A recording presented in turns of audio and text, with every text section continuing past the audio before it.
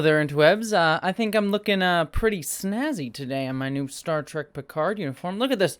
Look at these red shoulders. Look at that. Look at that. No pips, sadly, but what are you going to do? But I do think that this is a very underappreciated Starfleet uniform, and today we're going to be talking about underappreciated Star Trek episodes. Yeah, look at me. Look at me doing that transition. I'm the queen of transitions. It's what trans people do. We transition. It's the thing that we do. Anywho, yes, today I'm just going to be giving you a fun little list of Star Trek episodes that I think are really, really excellent. Some really great Star Trek episodes that I feel like have gotten underappreciated or not really talked about enough when people look back at the history of Star Trek. This is by no means going to be a definitive list of every episode that I think is underappreciated within Star Trek. There are numerous underappreciated episodes of Star Trek. I mean, there are over 700, so I'm not going to be able to get to all of them. This is not in any particular order. It's just a few episodes that, you know, having done some rewatches over the past few months and year or so during this pandemic, I'm like, these are really great episodes of Star Trek that no one's talking about, and I just wanted to, you know, take today's video to gush about them a little bit.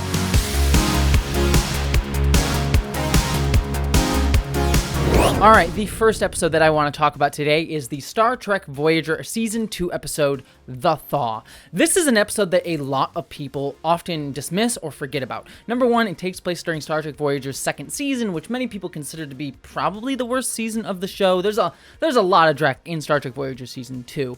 But the other thing, too, is this episode is, when I pitch it to you, when I say it, you're automatically probably going to have an image of like, oh yeah, that's a really weird concept for a Star Trek episode that I don't think would really work. And I could see how you'd say that, because this episode is the demonic space hologram clown embodiment of fear episode of Star Trek Voyager. And when I say Star Trek and, you know, demonic space hologram clowns, it doesn't really seem like it's a sort of a natural fit for Star Trek, and totally makes sense why. But this episode is truly a masterclass in storytelling, in style, in really doing something unique with the visual medium of television that honestly, Star Trek didn't really take a ton of advantage of at the time. Like, it was just more the writing and the scripts and the dialogue that were really mostly carrying Star Trek episodes forward. But this is a Star Trek episode directed by Marvin Rush, inspired by Italian directors, Italian surrealism. And he talked about it in some of his interviews about this episode. And it brings forth this like surrealistic aspect to this episode. The basic concept is that Voyager crew comes across people who have been stuck in stasis, and in the stasis pods, they create sort of their own world with their mind, and it's sort of been taken over by an embodiment of their fear in the form of a clown played by the fantastic Michael McKean, who many of you may know from his role of, I believe Chuck is his name over on Better Call Saul, but he's been in a ton of stuff, and he's always fantastic. And then basically this episode is just the clown having a ton of fun being an embodiment of fear, playing with surrealist imagery, kind of evoking Star Trek the original series as well, this sort of over-the-top imagery, and this idea of exploring what it means to be fear, what fear is about, how do we defeat fear, how do we overcome fear, and Captain Janeway battling that while also Ensign Kim having to deal with it inside of this really surrealistic world. This episode has such a great feel of tension and rising anxiety throughout the entire first half of the episode. The whole first half of this episode just never slows down and just keeps building and building to a great crescendo of just anxiety and fear, and then it gets cut away in a really brilliant moment when the Doctor finally comes into the hologram. And you just see Michael McKean just really trying to recapture that tension. You just see him owning the space, and there's such playfulness with the movement and design of this episode. It's truly fantastic, and like I said, I want to do a whole video essay on this episode to really break it down, but if you have not seen it, it is fantastic, and the final few moments of this episode, the final shot, is haunting and just really leaves an impression with you, and I adore this episode overall. Alright, next up we have the Star Trek Deep Space Nine episode, Explorers. This is the episode where Sisko finds the plans for the Bajoran solar sailor and decides to sort of build it and gets obsessed with it to take it out and really test like how Bajorans could have actually gone off their planet and you know, traveled at warp speeds potentially. That's sort of the myth around them, and sort of like prove that this was actually a thing that happened, and that they might have even traveled all the way to Cardassia on this ship. And honestly, it's a really beautiful episode, and almost kind of necessary, because it really shows you why Sisko fell in love with with Bajoran culture, and also some of the things that Bajoran culture lost over time. Like, we had seen a lot of Bajorans throughout the series talk about like Bajor being this great artistic place, focused on architecture and things like that, but it had lost that because of the Cardassian occupation, when they had to just survive and fight back, and just the total scar and marring of their love of art and their love of culture and their religion and beliefs. And this episode really brings to the fore like the beauty that the Bajoran culture had before the horrors of the Cardassian occupation. Especially if you're talking about like the akin to genocides in real life, how much like genocides and things really just tear apart beauty of culture and tear apart people in really horrific ways by adding trauma into a culture. But not only that, it also shows Sisko's sort of love of art and architecture, and shows something beyond the sort of military commander that we had seen throughout the entire series. But on top of that, the writers smartly mixed this with him having a journey with his son, Jake, and them bonding over this moment. And really, Jake at this point in the show was really coming into his own, was really going off and doing his own thing. And this episode is about him coming to terms with like, I want to be different from my father. I'm going to grow into someone different, but I still want to have a bond with him, and we're going to become grown adults together instead of father and child. And this really marked that transition for those two characters as well. And for a show that was so important to show, a father and son dynamic, especially for the Black community, which I'm not a part of, but I know that was such an important part to Avery Brooks, to really show a father-son dynamic that, hadn't really been given enough time on television to see a Black father and a Black son bonding in a healthy way, and sort of show that on television, give that representation. This episode is, I think, just a beautiful evocation of all of that, and I really just adore this episode, and it's quite often not discussed on the same level as other great episodes of Deep Space Nine, but I really think it deserves it. Next up on the list, we have another Star Trek Voyager episode, and this one is actually Season 3's The Swarm. Now, this episode has two plots going on. There's the A plot that is kind of standard, kind of okay. It basically comes about with the Voyager crew entering an area of space where there's this sort of alien species that has a bunch of swarm ships, and they're really, really powerful, and they kind of have a lot of creepiness to them. It's an interesting plot that I really liked. It even has this sort of like eldritch horror vibe to the aliens, this sort of like unknowable swarm that you can't really understand. But the problem with that part of the episode is anytime there's a problem introduced, it immediately gets solved by the Voyager crew. It's like, oh, we have this ship coming here, and oh, we technobabbled our way out of it. It's a cool idea, and it's not badly done, but it's not particularly interesting, and I feel like they leave a lot on the table, especially with Voyager's episodic feel to it. But where I think this episode really, really shines, and why I think it's underappreciated, is when it comes to the B plot following the Doctor. At this point in Season 3 of Star Trek Voyager, the Doctor had shown that he had started to break out of his program, that he had started to find other interests, and started to grow into his own person, started to self-actualize. And yet, even though he had already been 3 seasons into the show, he was still kind of treated like a second-class citizen by the rest of the Voyager crew, and even kind of to a degree by the audience. He's still sort of in this in-between phase where we sort of still see him as a hologram and not a full person. And this episode really marked this moment for the character where it really became a crisis of faith around whether the Doctor deserved to be treated as a person and deserved to continue his existence. And it all centers around this idea of the Doctor having filled up his memory matrix, and it's starting to fail on him. He starts to be able to not think of things. He starts to lose memories because he's filled up all of his memory banks with 3 years of memories at this moment, when he was only designed to have existed for, a few months, to be turned on and off at will, just really quickly as a supplement to the crew, not an addition to the crew. And so the question comes up, it's like they could just reset him, reset all of his memories, resetting his personality, but doesn't he deserve the right to continue on his journey? And how best can they fix that? If this was any other member of the crew, Cass points out at one point in the episode, you would try to fix him. You would try to fix his sickness. You wouldn't try to just wipe his memory and get him all better, and just sort of like ignore what it would do to who he is. And so it's just a really interesting ethical question that only Star Trek could ask. It asks questions about personhood, what it means to become conscious, what it means to be a person. And yet it also does a heartbreaking story about Alzheimer's as well. There are moments in this episode where you really see the Doctor evoking Alzheimer's. And as someone who's had members of my family go through dementia in that way, it is really heartbreaking to watch those scenes. And the actor portrays them so well. Robert Picardo does an amazing job. Cass as well, showing the sadness that she feels when she's just trying to reach out to him, and he has moments of remembering her. But but then he loses it, but he gets lost in the thread, and his anger and fear at the loss of memories and not knowing who he is and his loss of skill.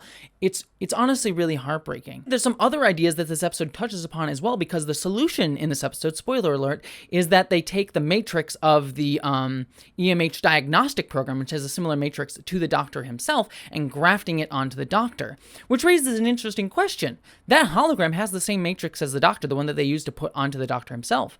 So didn't that hologram have just as much right as the Doctor to self-actualize? Had the same potential to, but didn't have the chance to, and they just sort of scrapped it for parts. And this gets into interesting questions about abortion. And when does life begin? When does consciousness begin? And when do we give rights to those things? Now, the episode doesn't focus on that, but it is a question that gets brought up on the periphery of this. And so there's so many interesting ideas just inherent in this episode that just made me think. And it's all wrapped up in a really beautiful portrayal of, well, beautiful is probably the wrong word, but a beautiful acting job in a very heartbreaking portrayal of autism in a very unique Star Trekian way. Truly a fantastic episode, and one which, honestly, I wish had been given the full episode to breathe, instead of just focusing on an A-B plot structure. Because the A-plot's fine, but the B-plot just truly sings. Next up on the list, we have one of my personal favorite episodes of Star Trek Enterprise, and that is Similitude. Similitude comes in Season 3 of Star Trek Enterprise, where they're in the middle of the Xindi arc. They have to go and save Earth from the Xindi. They don't have a lot of time. Enterprise is at its wit's end, so that's the setup.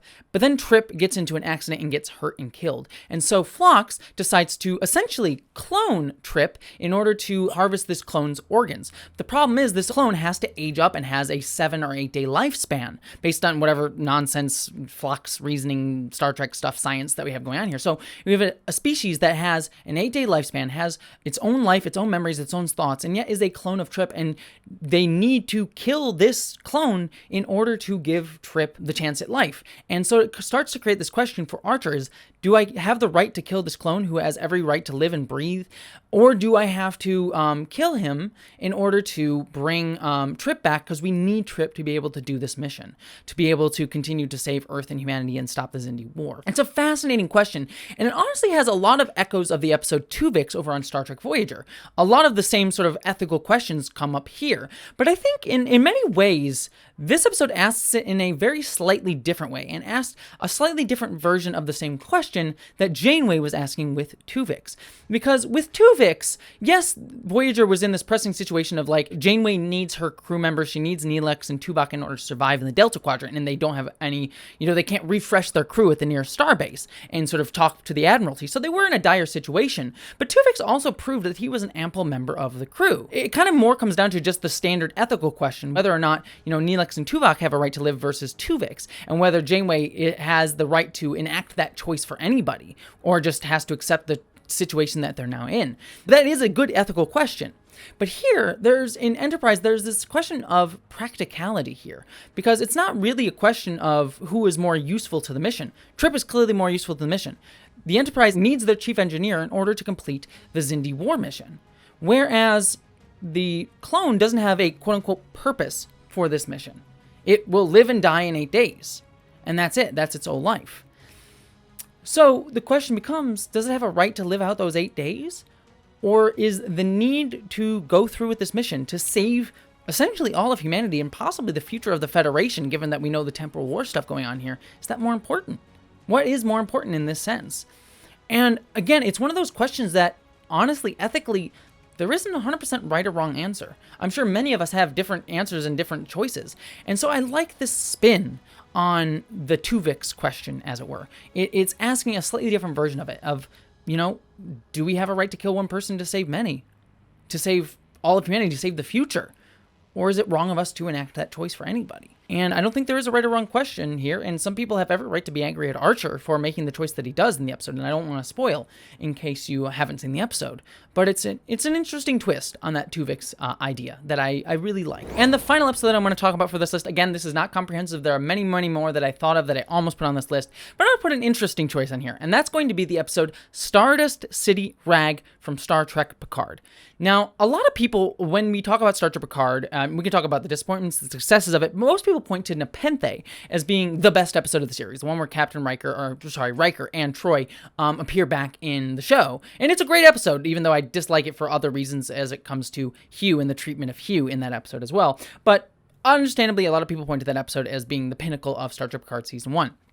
For me, though, Stardust City Rag is my personal favorite. Not only does it have a really, really fun sequence with Picard and the team sort of planning a heist, going down to this Vegas-like planet of Freecloud, and just sort of having a little fun sequence. It's not as clever as it could or should be. I think you could do something even more fun with a heist like that.